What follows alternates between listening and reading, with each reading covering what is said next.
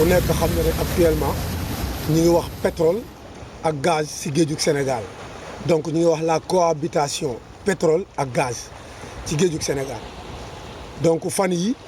ñu génn ñu gis fa ay jëf yu doy waar ay gaal yu takku ci plateforme bi di napp waaye di taal safara te kenn ku nekk xam na ne safara àndul ak pétrole àndul ak gaz àndul ak essence ndax mën naa jur jëye ju ne donc ce qui veut dire que catastrophe bi am na niveau bu mu yéeg am na niveau bu mu toll woon sensibilisation nag du doy day dëkk toujours mais dañuy wax ne bu ñu demee bay wax naan nañu créer l'économie bleue mooy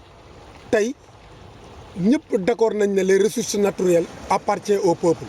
loolu kenn dootu ko werante waaye nag ci biir peuple boobu am na ñoo xamante ne ñoo gën a jege te olof day wax ne gën a jege gën a yey tey boo demee fu mel ni àll bi ñu fay exploiter zircon ña fa nekkoon di bay ak sàmm dañ leen jël en compte ba toxal leen boo demee ci tali bi buñ koy liggéey dañ cay associer chauffeurs yi ba pare jël leen en compte boo demee ci marché yi buñ koy liggéeyaat dañuy associer commerçant yi kon géej gi buñ koy defar nañu créer benn plateforme boo xamante ne dañ fay waxtaanee ak nappakat yi waxuñu nag benn nappakat mu dem fa di nappa di taal essence mbaa muy dugg ci zone de périmètre bi nga xamante ne mooy 500 mètres yi kenn waru ko franchir kenn waru ko jéggi waaye nag mbaam gàtt na mais ci jur gi la bokk comme nappakat yi ñoom ci jur gi lañ bokk na leen état jëlaale en compte na leen état jëlaale en compte parce que à l'heure actuelle ñu ngi wax la rareté de la ressource ku nekk xam na ne géej gi jën amatu fi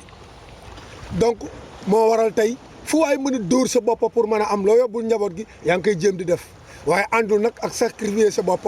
àndul ak sacrifier toute une population ndax kenn ku ne xam na ne pétrole bi ak gaz bi ñuy exploiter ci géejug Sénégal yaakaaru Sénégal la donc bëgg-bëgg benn nit wala ñaari nit warul tax ñu di ko baraade tey rareté de la ressource boobu tax na géej gi xat na xat goo xamante ne sunu espace yu nu amoon doon fa nappe tey buur ñëw na nangu ko di fa exploiter pétrole wala gaz boo demee Ndar coow loolu moo fa ne boo ñëwee fii si Sangomar même coow moo fi ne léegi nag loolu problème la lan moo war a nekk solution yi ëllëg ba mool mi du loru du lore te du lor sénégalais yi